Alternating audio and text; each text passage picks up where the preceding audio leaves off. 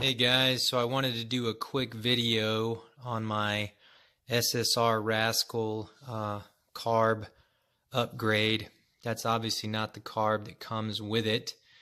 So I've seen a couple of the other YouTube videos just in addition to those to answer any particular questions about those that are making this particular upgrade. I'll just say huge difference.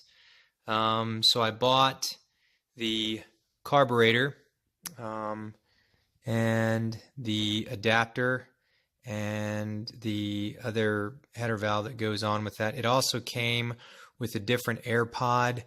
I had this one left over from doing a couple of other mods on some different bikes. This one didn't fit, but it just happened to be the same millimeters as the other one, and this one just really looks a lot cooler because the other one, let's see here. Here is the one that it comes with. Didn't really like the way that it looked, so I replaced it with that pod air filter. Anyways, a couple of other things I had to buy.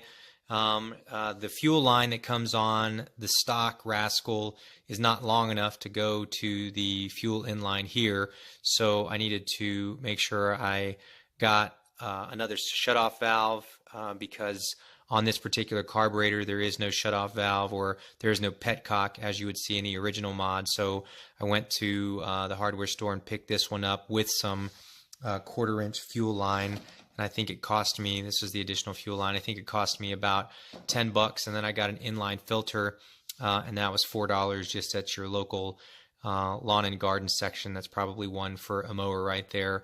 I used some existing, I believe that is 3/16. Not exactly sure what the fuel line is. It's definitely smaller than a quarter. It was just what was already on the old RAZKULL, so I heated up this end to fit it onto my filter and then plugged it right up, used some zip ties, and then this right here is the quarter-inch, and that's the switch, and then the existing fuel line that comes from the gas tank goes right onto the other side. So really not a complicated install.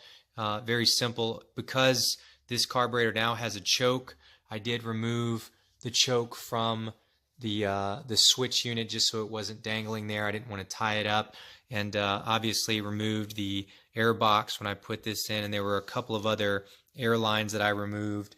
Here's kind of the piece that I removed that was kind of tucked back up in there, removed all the air lines so that it would be a little bit cleaner.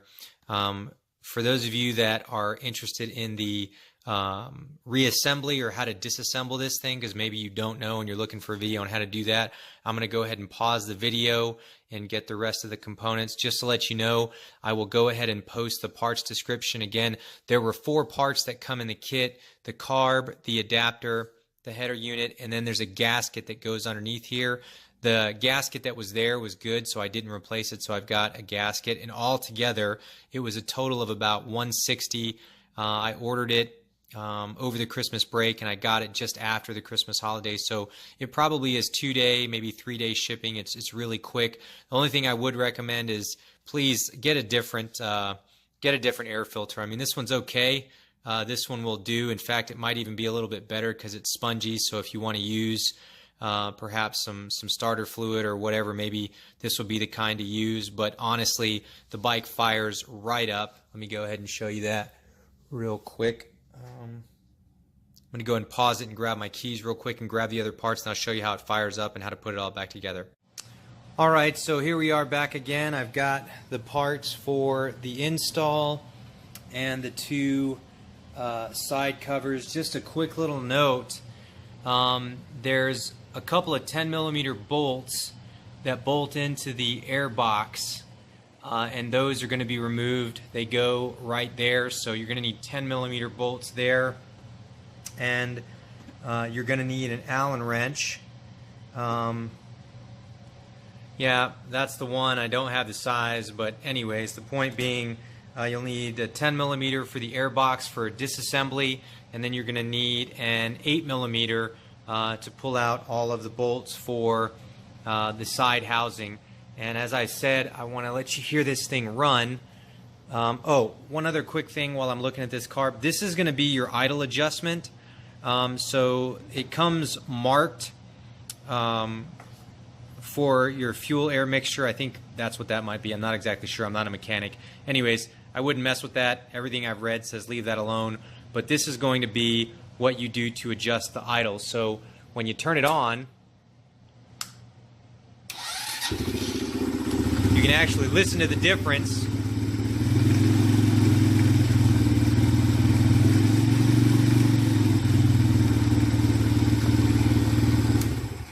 As you're adjusting the idle. Now, I don't know, for those of you that have Rascals out there, to be perfectly honest with you, when I used to start this thing up, boy, I'd have to play with the choke. This is the choke, didn't even have it on. And again, the petcock is off, so it has plenty of gas left in it. But man, it is just a world of difference. So anyways, for reassembly, okay, one of the things I want to show you, watch out, buddy. Watch out. Okay, you're not going to move.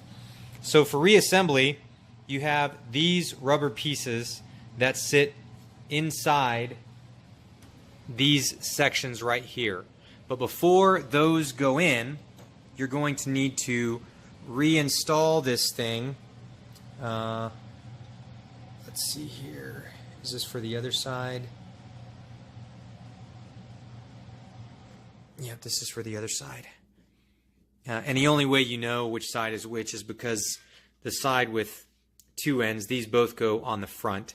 And so this obviously needs to be read right side up. So this is going to go on the other side. And this is going to go back in place just like so. Just like so. And it does that with these 8mm bolts. So you're going to put these bolts into the hole, bolt them into the housing, and then you're going to put the rubber pieces back in along with these pieces on top, so it looks just like this. And then you're going to put the Allen screws back in. So I'm going to go ahead and pause the video, knock that out on both sides, and then I'll show you again. So hey, I'm back again. I just had a quick tidbit. I got one side on, and as you can see, these 8mm bolts, just like I said, go right on. It's really easy. And when you're disassembling this, you know, you can leave off that because it's not really hooked up to anything. What I will tell you is these little rubber pieces that go in there, those bolts are not glued in there. So what I did was, number one, these things don't go all the way in. They stay out probably, I don't know, about 1/8 of an inch. And that's when you install these other pieces right on top of them.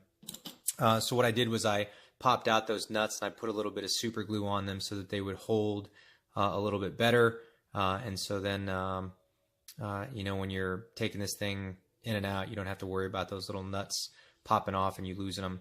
So anyways, I'll re-engage as soon as I get it all back together. All right, so here she is, all back together. Obviously still some upgrades to do. I'm going to get some flush mount turn signals, maybe replace this for more of a Grom style. And then this is the other side.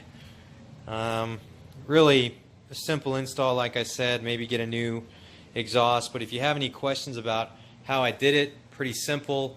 It's well worth the 150 bucks that you're going to spend on an upgrade for most motorcycles. So as I've been told, it gives it about an additional 2 to 3 horsepower.